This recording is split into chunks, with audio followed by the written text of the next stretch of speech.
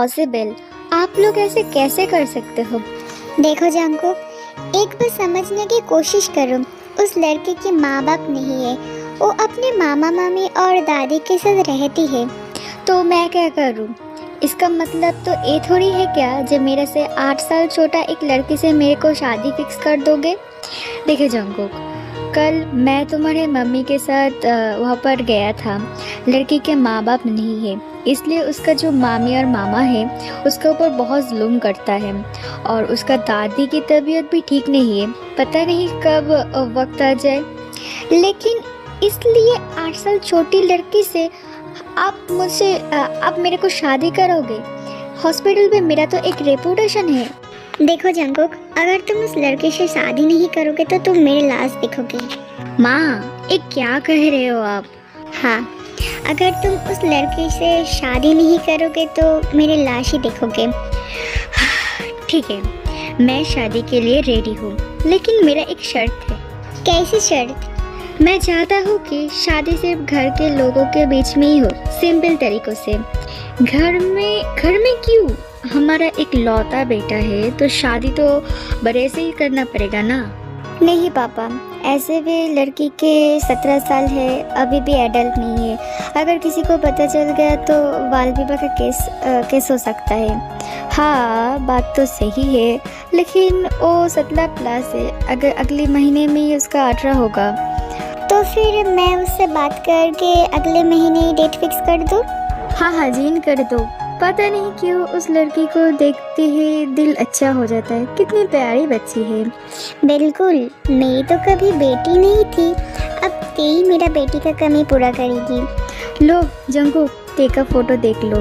ज़रूरत नहीं, आप लोगों के पास रख दो।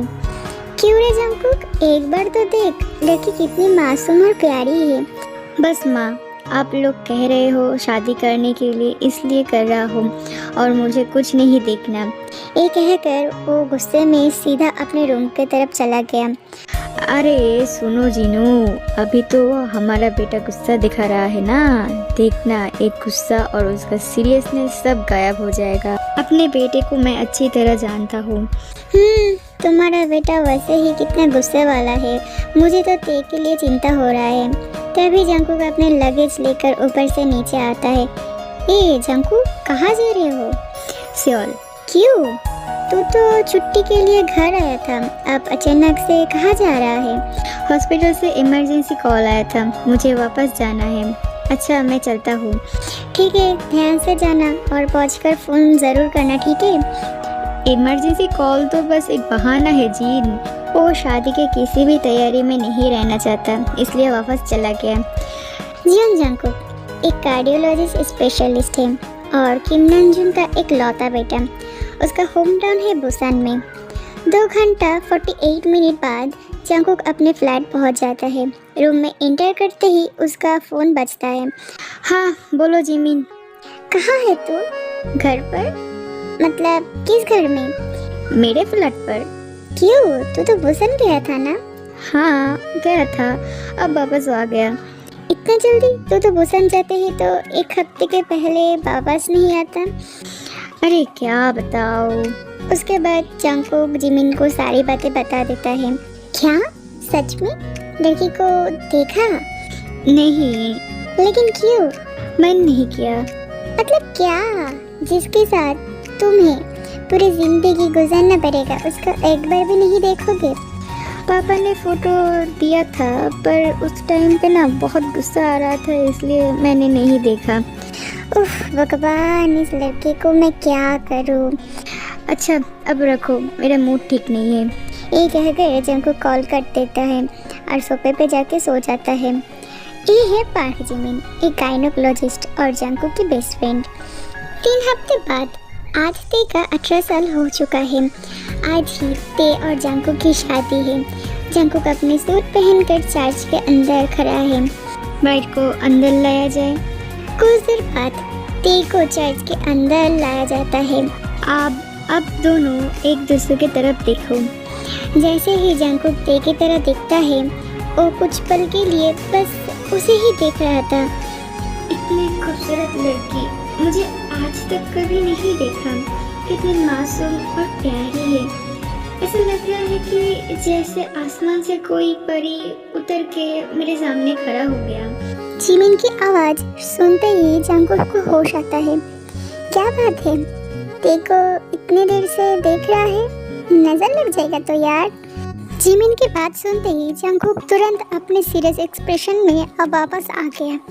अभी तो ठीक लग रहा था, अचानक फिर से इतना गुस्से वाले सीरियस क्यों हो गया?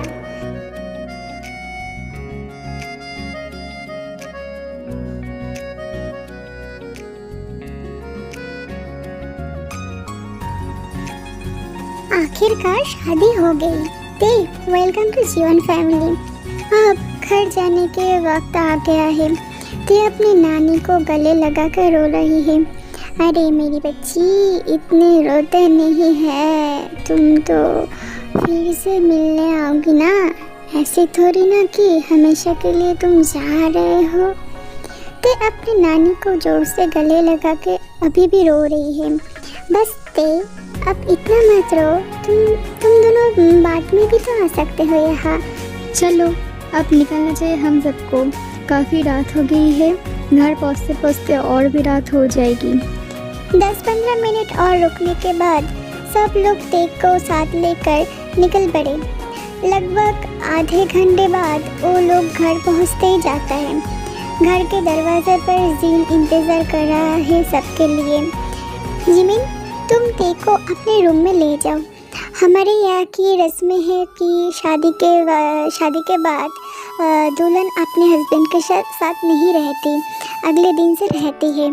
ठीक है आंटी, चलो ते। और शुगा, जंगकुक को तुम ले चलो तुम्हारे रूम पे। जी अंकल, आप बिल्कुल टेंशन मत लीजिए। उसके बाद सब अपने अपने रूम में चला गया। अगले दिन घर में एक सिंपल तरीके से रिसेप्शन की रस्में पूरी हो जाती है। ते रूम पे बैठकर जंगकुक के इंतज़ार कर रही है। लगभग 30 मिनट बाद जंगकुक रूम में आता है। ते उसे देखते ही बेड से उठ के जब ही उसके पैर छूने जाता है, जंगकुक तुरंत उसे रोक देता है। अरे अरे, क्या कर रही हो तुम? प्रणाम कर रही हो। मामी ने कहा है कि शादी के बाद पहली रात हस्बैंड को प्रणाम करना चाहिए। लेकिन क्यों? उन्होंने कहा ये रस्म है।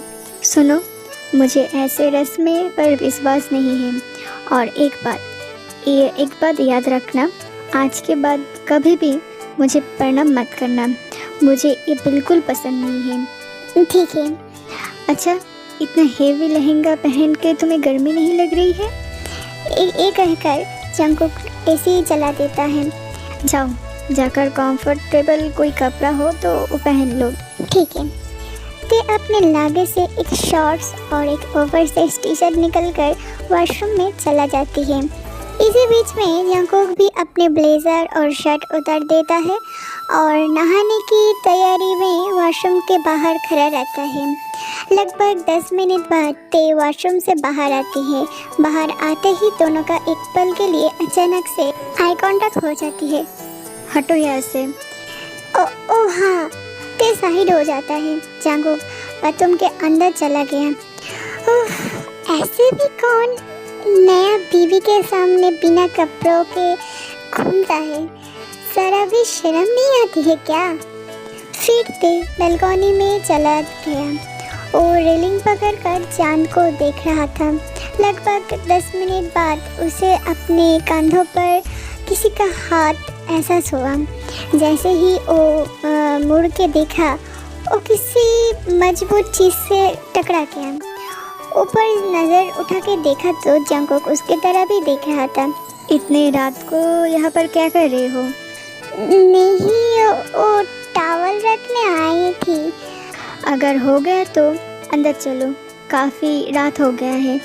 जाती हूँ। दोनों फिर कमरे के अंदर चला गया। तुम बेड के राइट साइड पे सो जाओ और मैं लेफ्ट साइड में सो जाता हूँ। ठीक है। दोनों सो गया। लगभग 10 मिनट बाद सीने पर इतना हेवी क्या है? जंगकुक ने आंखें खोली और देखा ते उसके ऊपर सो रहा है। ये लड़की मेरे सीने के ऊपर क्या कर रहा है? अरे हटो, बोल रहा हूँ मेरे ऊपर से हटो यार। ये कहकर जंगकुक ते को हल्का सा धक्का देकर साइड कर दिया। उफ, क्या कर रहे हो? हाँ दादी, सोने दो ना। मैं तुम्हारा कोई दादी वादी नहीं हूँ और तुम मेरे ऊपर से हटोगे या मैं तुमको खुद यहाँ से निकाल दूँ? ते ने आंखें खोली और देखा। ओह आप, आई एम सॉरी, मुझे लगी कि कोई पिलो होगा। ये कहकर ते ने सिर से पिलो लेकर अपनी गोदी में ले लिया। ते को दोबारा सोते देखकर जंगकुक एक लंबी सांस ली। हाँ, मेरे साथ ही ऐसा क्यों होता है? क्या रोज़ ऐसा ही होगा? नहीं, इसका कोई तो एक सलूशन निकलना पड़ेगा। अगली सोफा। जंगकुक नीचे आते ही जिन पूछता है, ते कहाँ पर है जंगकुक? सो रहा होगा शायद। क्या अभी तक? 9 बज गया और अभी भी उठा नहीं। अगर बिना कुछ खाए तो उसका तबीयत खराब हो जाएगा। जाओ ना, उसको उठा कर लेके आओ ना जंगकुक। मैं क्यों जाऊँ? तुम नहीं जाओगे तो कौन जाएगा? तुम लोगों के भी कोई काम बोलो तो सब मना कर देता है। बिल्कुल अपने पापा की तरह बन गए हो तुम। अरे यार, पर मुझे क्यों तो रहा? मैं तुम्हें बोलूँगा तो किसको बोलूँगा? तुम्हारा तरह ही तो तुम्हारा बेटा हुआ है ना। हाँ, मेरा किस्मत। इन औरतों को समझाना इतना मुश्किल क्यों होता है? आंटी आंटी ठीक है, मैं जाती हूँ ते को उठाने के लिए। क्या कर रहे होते? जिमिन दीदी आप आ गई, अच्छा हुआ। क्यों, क्या हुआ ते? एक्चुअली दीदी मुझे ना साड़ी पहनना नहीं आती, क्या आप मेरे को साड़ी पहना दोगे? हाँ ठीक है। रुको जिमिन, ते तो कह रही है उसको साड़ी पहनना नहीं आती, लेकिन जंगकुक को तो आता है ना। वेट, मैं किसी बहाने से जंगकुक को रूम में भेजता हूँ। ते मैं बोल रही थी कि तुम मेरे लिए थोड़ी देर वेट कर सकते हो? मेरा एक काम याद आ गया, मैं अभी नीचे से आती हूँ। ठीक है दीदी। जिमिन वहाँ से चली गई। ते पेटीकोट और ब्लाउज पहन लिया, ऊपर से टॉवल भी लपेट लिया और ड्रेसिंग टेबल के सामने खड़ा होकर अपनी बाल पोंछ रहा था। यार जंगकुक, कहीं पर जा रहे हो क्या तुम? नहीं, बोलो, कुछ बोलना है तुम्हें?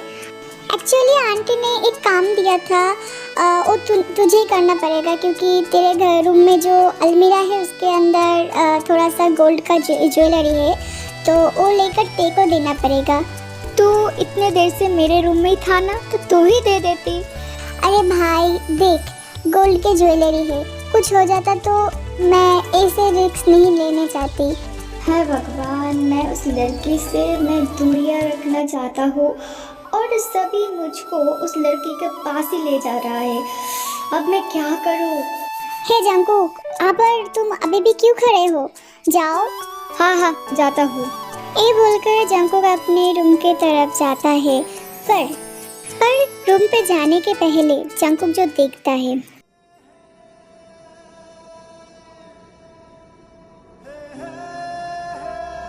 What the holy water? ये क्या सीन देख लिया मैंने? उफ, एक जिमिन दीदी कहाँ मर गई यार? अभी मैं ऐसे कैसे कब तक मैं बैठ सकती हूँ? ते जिमिन की बातें सोचते सोचते जब आईने में देखते हैं तब आप यहाँ पर क्या कर रहे हो? ऐसे चीख क्यों रही हो? मुझे यहाँ पर जिमिन ने भेजा है। और मेरे ऊपर चीखने से पहले तुम्हारा दरवाज़ा बंद कर लेना चाहिए था, ठीक है? दरवाज़ा खुला रख के तुम यहाँ पर ऐसे बैठे हो तो कोई भी तो अंदर आ सकता है ना। जिमिन दीदी कहाँ है? जिमिन दीदी ने तो बोला था मुझे साड़ी पहना देगी, अब कहाँ चली गई दीदी? जिमिन तो घर पर ही नहीं है, वो तो बोला इसका काम था सुबह के साथ तो चली गई बाहर।